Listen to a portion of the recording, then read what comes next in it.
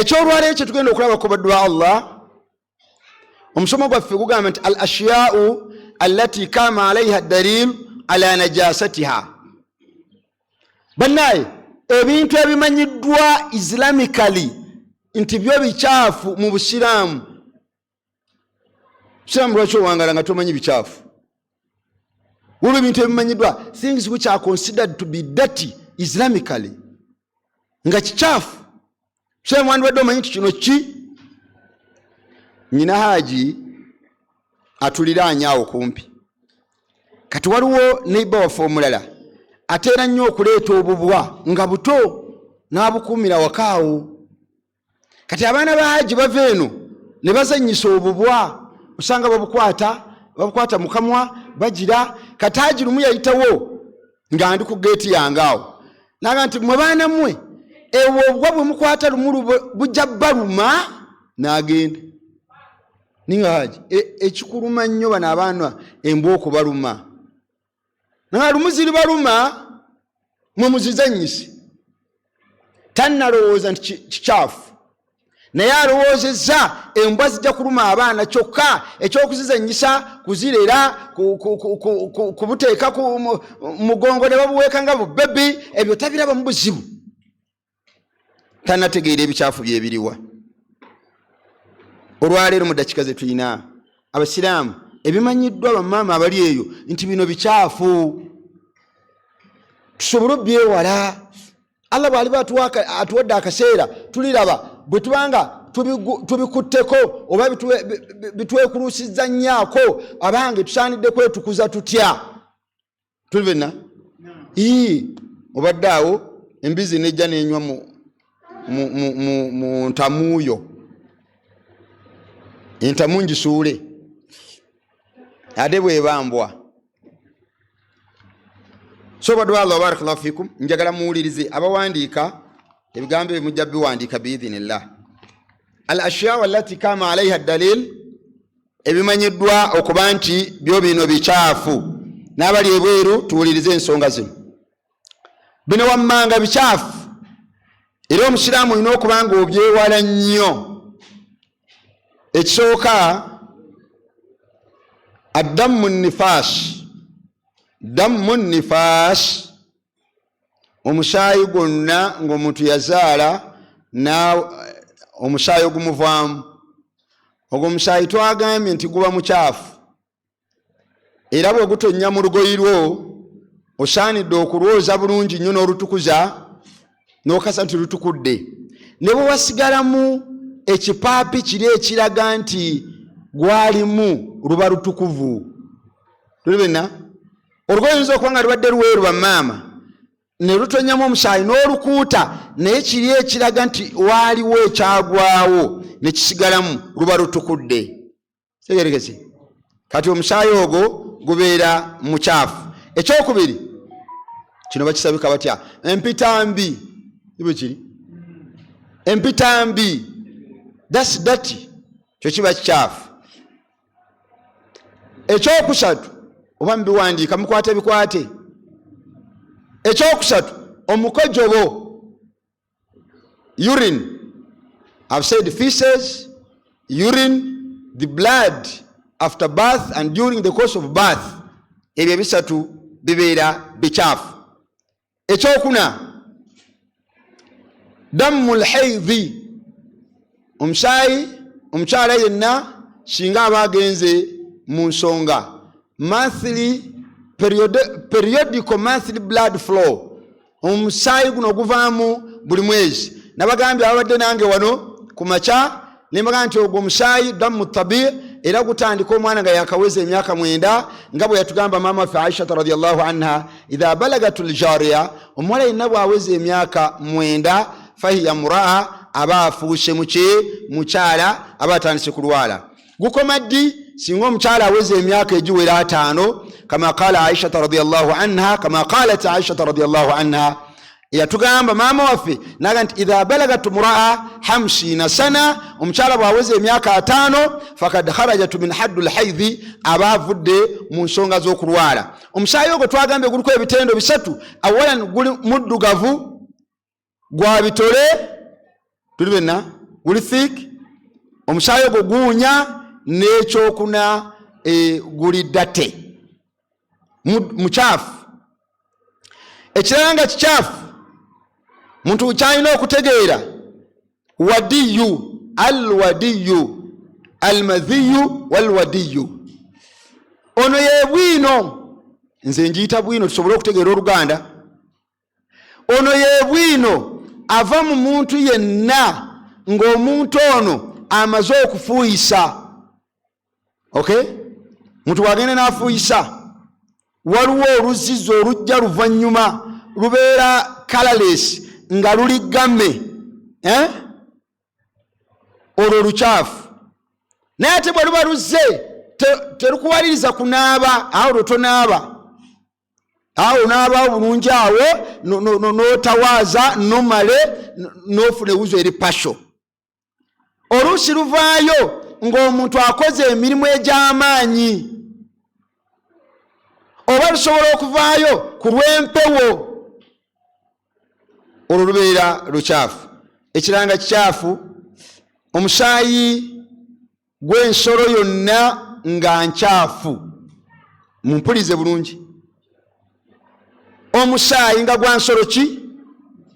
Embwa, embizzi, ennyama yonna oba ensolo yonna eyeefiiridde, omusaayi gwayo gubeera muki? Katwogedde omusaayi gw'ensolo yonna nga ki? Nga nkyafu. Ekiranga kikyafu kya musanvu, namba ya musanvu, ekyo kyonna madhubiha, ekisaliddwa nga tetuyise mu shariya, tetaddeeko basimala, ekyo kyonna kiba kikyafu. Wali twayogedde omusaayi, kati ensolo yonna esaliddwa nga tesaliddwa ku lwa Allah ate tebataddeeko ne basimala, eyo ensolo ebeera nkyafu yonna. Ekyomunaana, ekitundu ky'ensolo kyonna ekivudde ku nsolo yo neesigala nga nnamu. Muntegedde? Ekitundu ky'ensolo ekivudde ku nsolo yo neesigala nga ki? Akabuziko kagenze wa neiba ne kalya kasooli we. Neiba n'akwata jjambya n'akatema ekisambi, ne kajja ng'ekisambi kirengejja ku kaliba, ne mulaba nga tekisobola kuwona, era ne mukikutulawo ekisambi, ne mukadresinga bulungi. Togamba baana mutokose mu bijanjaalo awo. Okugulu kuno kuba kufuuse najisi.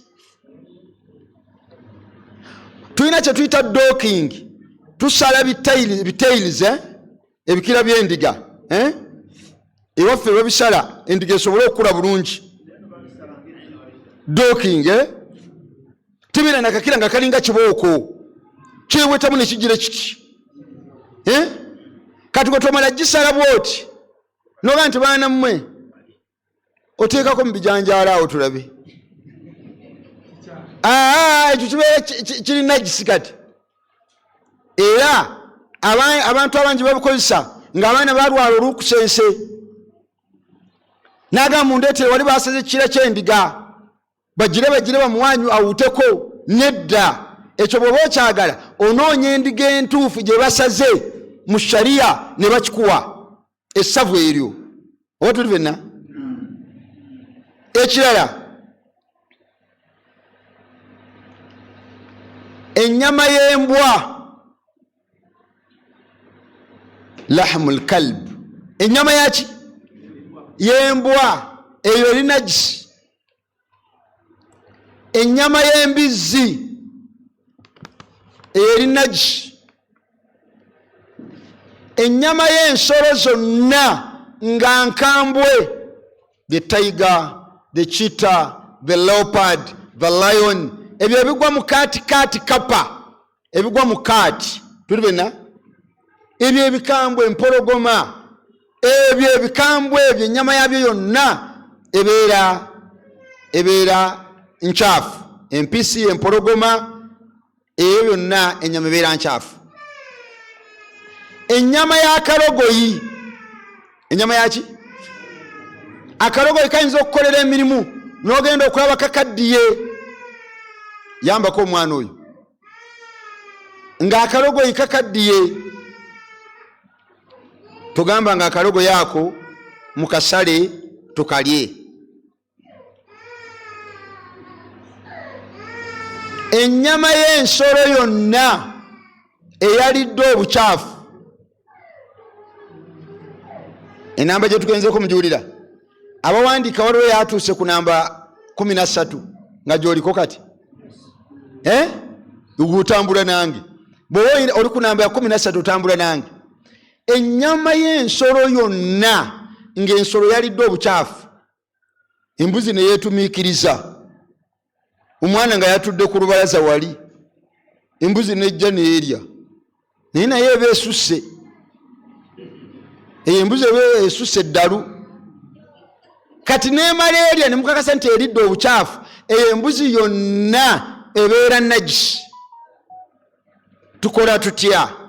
Embuzi eyo mulina okusooka mugitereke ennaku 3 nga terya, teddamu kulya bukyafu.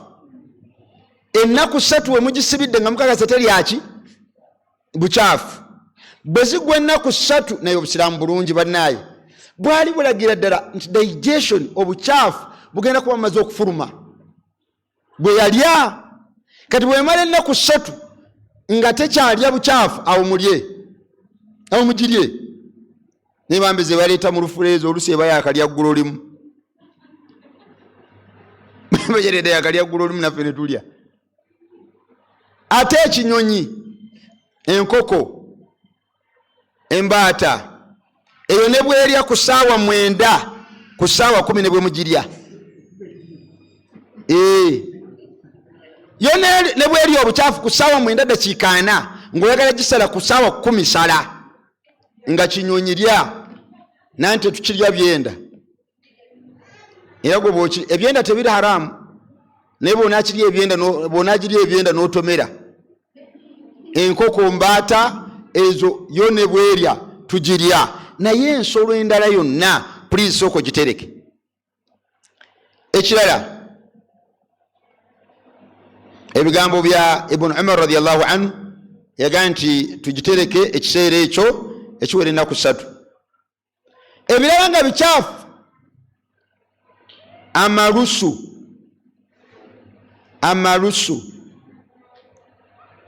amalusu g'ensolo yonna enkyafu, malusu ga mbizi, malusu ga mbwa, malusu ga kalogoyi, malusu g'ensolo enkambwe ezo gabeera makyafu. Bino no wammanga tebibeera bikyafu, bino wammanga tebibeera ki bikyafu, niwankubadde abantu basuubira nti bikyafu. Katusookere ku malusu. Amalusu g'abantu bonna si makyafu. Oli ne bw'ateekinga amalusu agawera lita 10 si makyafu. Era oli bw'anywa kadomola temuyiwa mazzi, amalusu ago tegabeera makyafu. Amalusu g'ensolo yonna n'obusa n'omusulo gw'ensolo yonna eriibwa si makyafu. Ebyo tobiwandiika mu bikyafu.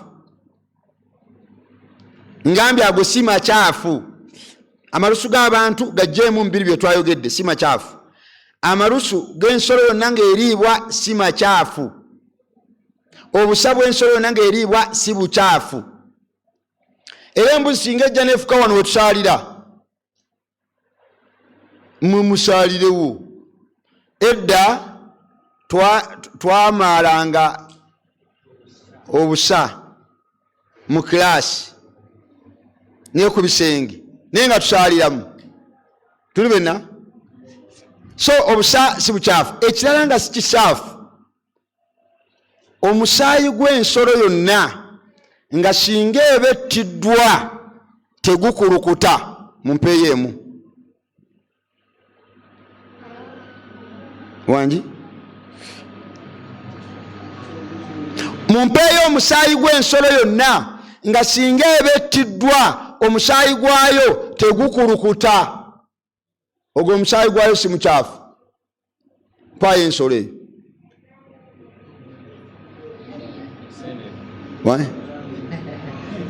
Enserere ng'ensolo eno bw'ebettiddwa omusaayi gwayo tegusobola kukulukuta. Wangi mukyaginoonya? Akamyu gukulukuta, engamiya gukulukuta nnyo. Ensolo yani agimpa muwe ku ssente bannaayi. Ng'ensolo eyo bw'ebettiddwa omusaayi gwayo tegusobola kukulukuta, yogera nkuwe ku ssente. Era omusaayi gwayo teguli najisi. Nsolo. Because we have two husbandries. We have animal husbandry and bird husbandry. Now it is under animal husbandry. Nsolo. Kyennyanja. Ekyennyanja bannaaye, ekyennyanja ogwo omusaayi teguli haramu. Lwakuba bino mulina bitegeera. Allah yatukkiriza emisaayi gya ngeri bbiri okugirya, n'atukkiriza n'okulya mayiti bbiri. Mayiti bbiri. Manyi bano abasala busiddi bano, abasala obuntu obwo, ayinza okusala nti abasiraamu babakkiriza okulya mayiti bbiri. Baatukkiriza okulya ebyefiiridde bimeka? N'okulya emisaayi meka? Ekisooka Allah yatukkiriza okulya emisaayi ebiri, alkabadu wa tihan, ekibumba n'akataago, ebyo bibalibwa muki? Mu misaayi. N'atukkiriza okulya mayiti bbiri, ebyefiiridde bimeka? Asamak wal jarad, ebyennyanja neki? N'ensenene. Ensenene ozigula ng'ennamu ze nnyingi, ogenda okutuuka waka ng'ate enfu ze nnyingi, n'osiika busiisi ng'okakasiza ddala mirambo. Era egyo gyo twakkirizibwa tulye. N'ekyennyanja ebyo tulye. Now nsolo ki eyo bw'eba efudde ng'omusaayi tegukulukuta, omusaayi gwayo tegubeera najisi? Kambaweeyo. Waliwo angambye ensiri. Ensiri banaye terina musaayi scientifically. Ensiri tebeera naki? Ekyo kitonde Allah kye yatonda nga tekirina musaayi. Ate bwenjikuba nga ngulaba guba gugwo. Bwekunuuna bweti guno gwenuuna gwekuba. Naye bwebanga tenaba kunuuna tebeera naki? Obwedde ensolo ng'omusaayi tegusobola kukulukuta ng'ekiku. Manyi ekiku? Bedbug. Ekiku mukimanyi? Tusaba Allah tutaase ebiku, mumiinise. Bane mumiinise ku biku. Tusaba Allah tutaase ebiku. Omuntu atamiinisa ku biku wallahi mwewuunya. Kanyongere dduwa bano bamiinise. Tusaba Allah atutaase ebiku. Biri biruma. Saba Allah tebituukanga wange. Biri biruma byetumiikiriza ne bireka engoye eziri waka zonna ne birinnya ekkanzu gy'oleeta mu jjuma, ne sharia gy'oleeta mu jjuma, n'oba wakatuula bwoti n'ekitambula wano. Ate banaye abasiraamu, man satara musirima, ulira hadithi y'ekiku, man satara musirima, anaabikirira omusiraamu munne satarahu Allahu yawma alqiyama, nawe Allah agenda kukubikirira. Eyo hadithi y'ekiku. Bw'obikirira musiraamu munno nawe Allah akola ki? Gwe n'olaba ekiku nga kitambula ku munno wano n'okiraba, bw'okijjako bw'oti ekiku noonya engeri gy'okiseteekanya ogenda okisuule. So tokijja ate n'omulaga nti bikuli bubi. Wallahi musiraamu bikuli bubi. nobanga ali mu taxi nolanga mutuufu omusiraamu ebikubi mutta kitambula wano kijjeeyo kitetenkanya okiyise mu ddirisa naye gwe okukijjana nti driver ono gwe watutte bannayisebe oli bubi.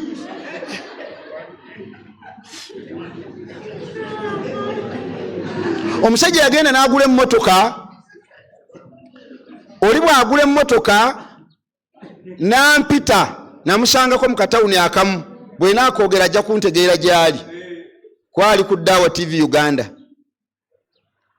Naye bwe yagula emmotoka nampita, seeka olaga wa? Yansanga nfuluma. Ne mga ngenda eri ku masjidi yange gye nsaaza ku Gayaza Road, naga nti Allah yampadde ekidduka, tuula nkutwaleko. Tuula mbandula oluggi bwe nti nga alina jaketi gye yatadde wano mabega w'omutto gwe, nga ndaba bitambula kuli. Ne mugamba kanzije ne boda. Nagamba nedda tuula. Ne mugamba kanzije ne boda. Mbitya, wallahi musiraamu mbitya. Naga tuula ow'emmotoka edduwa, yingira ow'emmotoka edduwa. Ne mugamba kanjiweere bweru wano. Teyantwalako. Biri biruma bibi nnyo. Emu bijja n'olowooza ddogo. Biza okujja n'olowooza ddogo. Kati omusaayi gwabyo ne bwe weebaka n'obinyigiriza n'obirinnyirira byonna n'obyetoololamu bw'oti n'okeera ku makya ng'ekkanzu gyonna eriko amatooboto bw'eti, eyo ne bw'ogisaaliramu omusaayi gwayo teguli najisi. Oba bitegeregeze?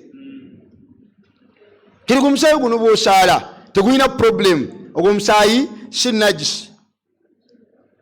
Ekiranga si najisi, omusaayi gw'ensolo yonna eriibwa teguli najisi. Obadde osala mu lufula ku yiddi, omusaayi ne gutonya ku kanzu yo, oli wa ddembe okusaalira mu kanzu eyo. Saalira mu kanzu eyo, talina problem. However much olabira ddala ng'omusaayi ogwo gufaanana emirala, ogwo omusaayi tegubeera najisi. Tegubeera najisi. Omusaayi ogwo tegubeera ki?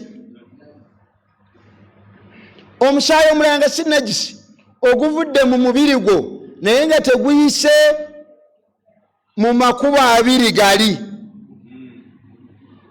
Oba tuli benna? Omusaayi gwonna nga tegwayise mu makubo gali abiri ag'ekyama, sabilaini, obadde owaata maama ne weesala akambe, ogwo omusaayi ne gutonya ne ku lugoyi lwo, ogwo tegubeera najisi.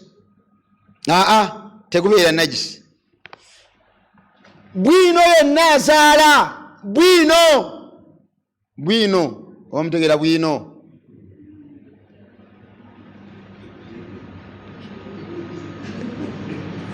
Bwino akola ki? Sigamba wa peni bwino. Mumutegedde? Kati bwino yenna azaala tabeera najisi. Singa okeera ku makya nga bwino yatonye mu kanzu yo gy'olina yekka n'akalira mu kanzu, olina waddembe okunyiza bwoti n'engalo n'ogira oti n'osaala. Naye lwaki tusooka jjooza kiri kye tufiiringa nti bukyafu? Bintu yakutegeera butegeezi. Oyo bwino oyo tabeera najisi. Entuuyo yonna, entuuyo y'omukyala, the sweat, entuuyo y'omukyala ng'omukyala oyo ali mu janaba oba ali mu haidhi teba najisi. Lwaki mbyogera? Imaamu tali waali. Edda twagambanga nti omukyala ali mu janaba oba alina janaba, bw'atuuyanira mu lugoyi, olugoyi nalwo nga lufuuka najisi. Omuntu yenna ne bw'aba ali mu janaba, entuuyo ze ne bw'aba ali mu haidhi, entuuyo ze si najisi. Oba bitegeereka? Ekiranga tekiri najisi, okubisiwala kw'ekitabo ky'omukyala. Wandika notisi alijja luvannyuma talizitegeera. Okubisiwala Idris oluganda oluwulira. Okubisiwala kw'ekitabo ky'omukyala. Mutegedde kati okubisiwala kwa bulijjo kyonna kyolera ekitabo kirina okuba kibisi. Kati okubisiwala kw'ekitabo ky'omukyala si najisi. Eyo tebeera najisi. Balansi si najisi. Balansi si najisi. Ono yaliiridde kufa. Waliwo abantu baliira kufa. Agenda okufuluma nga takyategeera. Agenda okuwulira nga balansi, oyo balansi najisi. Ate abasiraamu ffe tetuliira kufa. Nabbi nti nahanu qaumun, tuli ekibiina la naakul hatta najua, tetuli okunywa ng'enjala ekola ki? Wa idha akalna, bwe tuba tulidde tetulya kufa. Olya n'olekawo olubuto lw'ogabanyamu emitundu mmeka? Teekako emmere, teekako kyekirala, amazzi w'onaanywa, lekawo w'ossiza. Naye omuntu n'olya n'ogira oti nolase salamu aleikum salaam, tosaale ng'olaba ndi mubasaala. Bwe mmere gy'olidde n'ova mu basaala lwa mmere. Banaye Katonda waffe kiki yateeka mu mmere? Ate nno banaye basiraamu kyekyo kiri nakyo. Lwakuba obusiraamu Allah obuwoomi yabussa mu bintu bisatu. Dirisi tubyogere. Allah obuwoomi yabussa mu bintu mmeka? Bw'oli bula obuwoomi mu bintu bisatu genda ku wangatto. Ebintu mmeka? Allah obuwoomi yabwetooleza ku bintu mmeka? Awala nekisooka Allah obuwoomi yabussa mu mmere. Abantu bawoomerwa emmere. Muntu n'atabuka nakyalirako omusajja eyo nga mpise namusomesaako eyyumbe mu West Nile. Bwe yawulira nga bwe yasenguka n'adda wano e Luweero n'ampita bansalireyo akakoko. Ne basala akakoko ne bakateekateeka bulungi. Kati tuba tugenda kalya ngenda okulaba takyayogera bulungi. Naayita omukyala, gwe maama gundi waawo. Najja namuga nti ebbanga ly'ofumbidde wano totegeeranga nkoko nkulu. Nanga ngimanyi, yali agitadde mu swaani y'omwana wali naga gijjamu.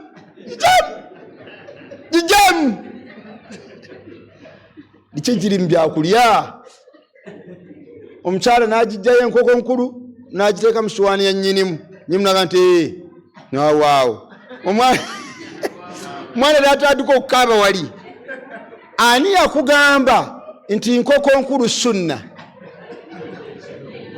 Ntukugamba nkoko nkulu sunna bw'otagirya ofwa osubwa mpeera.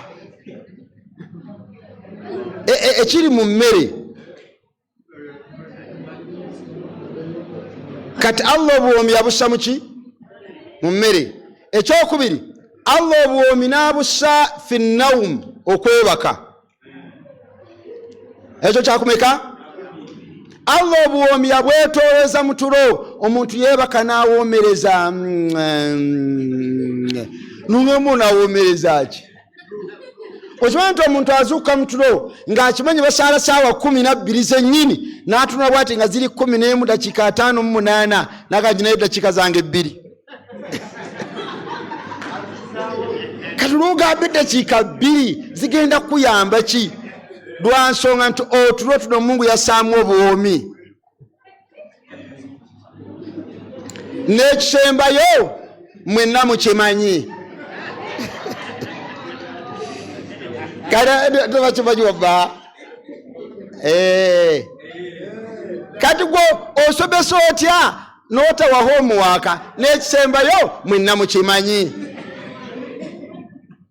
kyekisobola okujja omukyala ewaabwe n'afumbirwa. Yes, kitabula ensi omuntu aga wallahi nkutema. Ebintu ebi